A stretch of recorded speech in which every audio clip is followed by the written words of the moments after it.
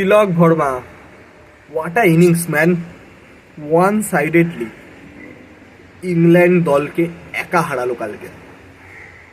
South Africa সিরিজে দুটো century করার পর যে মোমেন্টাম তিলক পেয়েছে, তারপর কোনো বোলারের ক্ষমতা হয়নি এখন অবধি তিলক ভার্মাকে আউট করবে।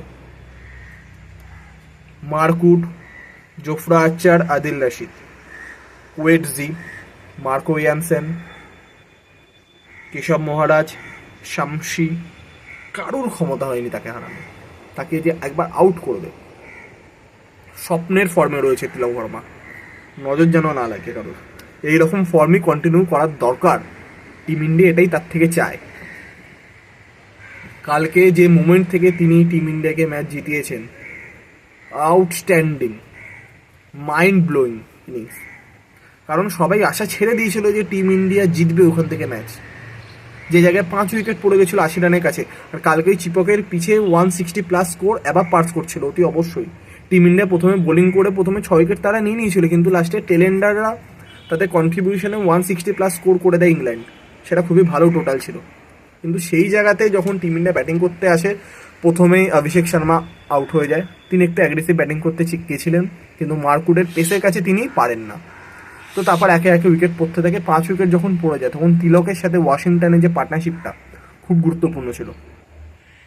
তো সেই পার্টনারশিপ যখন ব্রেক হয়ে যায়, তখন সবাই আশা ছেড়ে দিয়েছিল।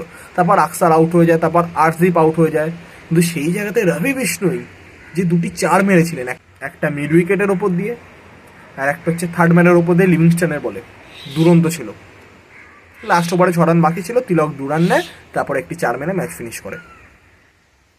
কালকে খেলা দেখে সবাই মুগ্ধ।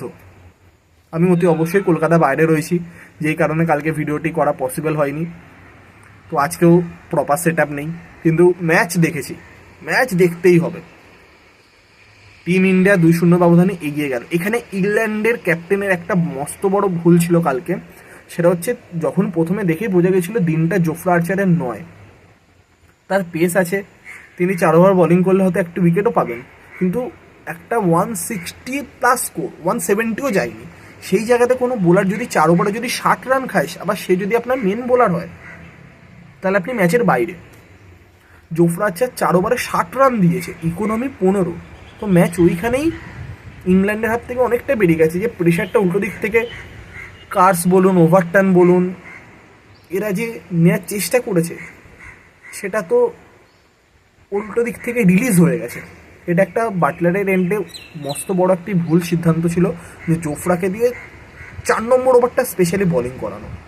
3 ওভার যা হয়ে গেছে গেছে। সেকেন্ড ওভারে তিনি উইকেট পেয়েছিলেন, তাই থার্ড ওভার তাকে তিনি দিয়েছিলেন। 4th ওভারটা না দিলে আমার মনে হয় ইংল্যান্ডের পক্ষে বেটার হতো।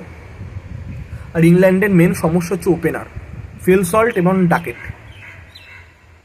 কেউ রান করতে পারছে না, এবং ফিল সল্টকে তো আউট করবো বলে প্যাভিলিয়ন থেকে ভেবেই আসছেন। আজকে প্রথম ওভারে আউট করে দিচ্ছেন। তো ইংল্যান্ডের পয়েন্ট অফ ভিউ থেকে third T20 match must win. হেরে গেলে সিরিজ হেরে যাবে, এবং টিম ইন্ডিয়ার পয়েন্ট অফ ভিউ থেকে ম্যাচ জিতলেই সিরিজ সিল। তো থার্ড টি20 ম্যাচে হাড্ডাহাড্ডি টক্কর হবে। হয়তো আমরা মোহাম্মদ শামিকে থার্ড টি20 ম্যাচে দেখতে পারি। নীতিশ এবং রিঙ্কু চোটের কারণে ছিটকে গেছেন। নীতিশ তো যা খবর পাওয়া যাচ্ছে পুরো সিরিজেই খেলবেন না। রিঙ্কুর ক্ষেত্রে পুরো সিরিজ নিয়ে কিছু বলা হয়নি, হয়তো তিনিও হয়তো পুরো সিরিজটাই মিস করতে চলেছেন। তো সেই জায়গাতে কালকে ধ্রুব জুলাল চান্স পেয়েছিলেন, কিন্তু তিনি কিছু করতে পারেননি। ওয়াশিংটন ভালো পারফরমেন্স করেছেন নিঃসন্দেহে। তো এবার থার্ড টি20 ম্যাচ দুটি দলের কাছে খুবই গুরুত্বপূর্ণ।